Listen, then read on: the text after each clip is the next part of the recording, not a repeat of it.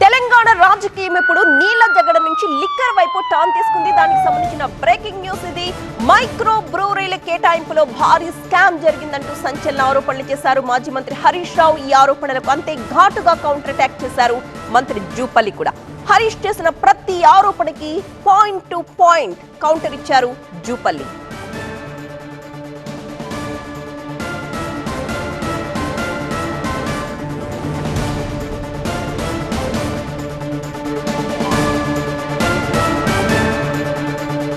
తెలంగాణలో లిక్కర్ టక్కర్, హరీష్ రావు జూపల్లి మధ్య మాటల తూటాలు.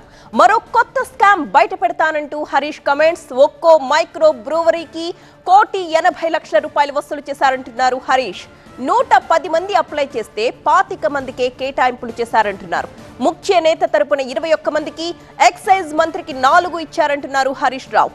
లాటరీ తీయకుండా బ్రూవరీస్ ఎలా కేటాయించారని ప్రశ్నించారు ఆయన. హరీష్ ఆరోపణలకు స్ట్రాంగ్ కౌంటర్ ఇచ్చారు జూపల్లి. మైక్రో బ్రూవరీస్ తెచ్చిందే బీఆర్ఎస్ అని గుర్తు చేశారు జూపల్లి. మామ అల్లుళ్లే పంపిణీ చేసుకున్నారంటూ జూపల్లి ఘాటుగా వ్యాఖ్యానించారు. మీ తరహాలో మేము దోపిడీ చేయలేదంటూ హరీష్ కు కౌంటర్ ఇచ్చారు జూపల్లి.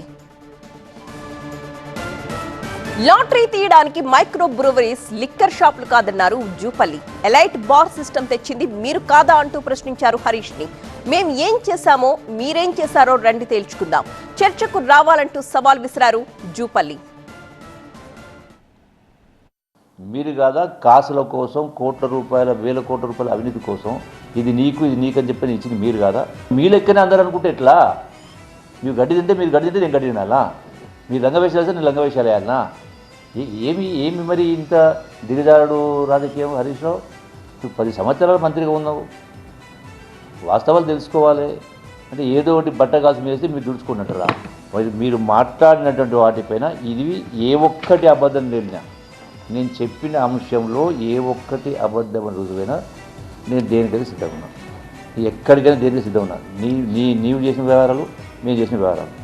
నీకు తగదు హరీష్ రావు ఇటువంటి తప్పుడు ఆరోపణలు చేయడం. వాస్తవాలు తెలుసుకొని మాట్లాడాలా. నేను హెచ్చరిస్తాను, ఇటువంటి తప్పుడు ఆరోపణలు చేస్తే మాత్రం మర్యాద ఉన్నది చెప్తా ఉన్నాను.